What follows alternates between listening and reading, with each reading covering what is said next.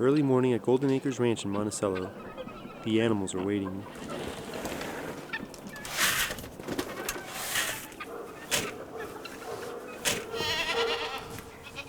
Bad. We're bad, aren't we? Yeah, taking forever to feed you. Almost everyone I know that's like us, that's exactly, there's some little story there. And there are a lot of fun stories. My husband and I both came out of corporate America. We both grew up right in the middle of cities. Neither one of us had any real farming aspirations. But once we got out here, there's just every phase of it that I can't even imagine going back to that lifestyle. I don't like that question, why do you do this, or why do you farm? I don't like that question because I'm not sure why. It's just it's what we do, it's what we grew into doing. Yeah, I don't know. I've always liked to garden, and so has Louise. And when our life circumstances allowed, we had gardens, but then we just sort of fell into this. We didn't mean to become farmers. We bought this land with the idea to develop a retreat center, conference center kind of thing. And we planted a big garden and discovered that the demand was there, and we love to garden, and so here we are. Golden Acres and Turkey Hill are part of a growing number of small farms in the Red Hills region of Florida. The Red Hills Small Farm Alliance is an organization of about 40 farms. Our goal is to encourage more farmers in the region because there are so few small and medium-sized farms in this area now. Many of these small farms grow crops you're not likely to see at a conventional supermarket. It's called Roselle. It's used to make a tea, and all over the world, really. And then it's also the red and the zinger in red zinger tea. It's beautiful and super fun. At Golden Acres, Bobby raises a breed of goat listed as threatened by the Livestock Conservancy. Now these are miniature Tennessee painting goats. The official name is myotonic goat, which means muscle spasm. And that's why you see them kind of walk a little stiff-legged. Their hind quarters is what stiffens. There he is. And people think that they faint because they fall over, but they actually they're wide awake when they fall over, and they are quite angry about it. Each farm makes use of their natural settings in different ways.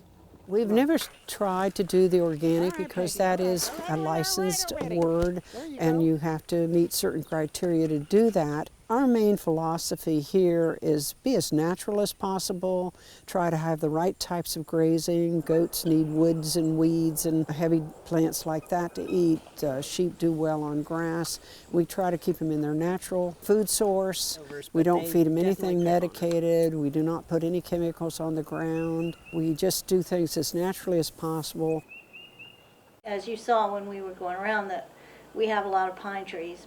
And we have chosen to leave that because it gives us different ways to grow, different microclimates to grow. So in the summer we have some shade, in the winter we have some frost protection.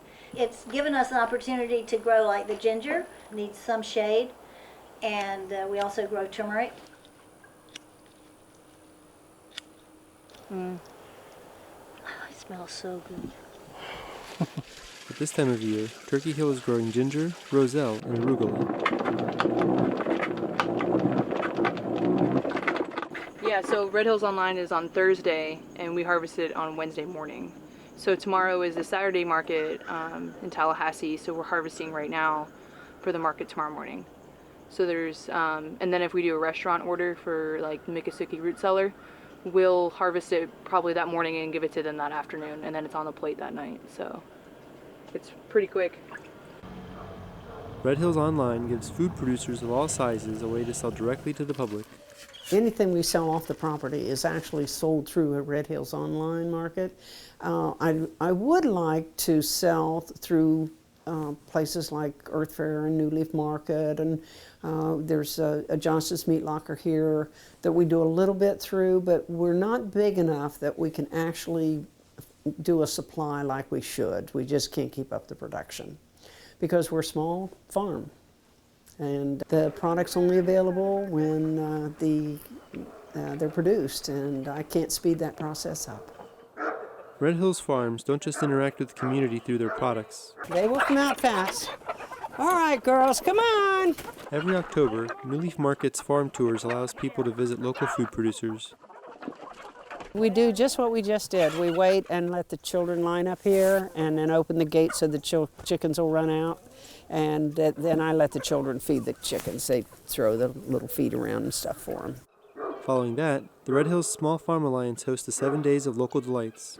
So we decided to couple it with the New Leaf Farm Tour. So for 7 days after the farm tour, the Junior Museum is having some things. There's stuff at the library. The Oyster Doctor's film is being shown at Tall Timbers. With these events, you get to learn a little about where your food comes from and about the people who grow it. We're really market gardeners, and sort of by accident, but we feel really lucky to be doing something that we love so much, and we get to do it from the sun up till sundown. If I have any regrets about, if I could live my life over, I just would have started it a long time ago. For more information on farm tours or 7 Days of Local Delights, visit the websites listed on your screen. For WFSU, I'm Rob Diaz, the Villegas.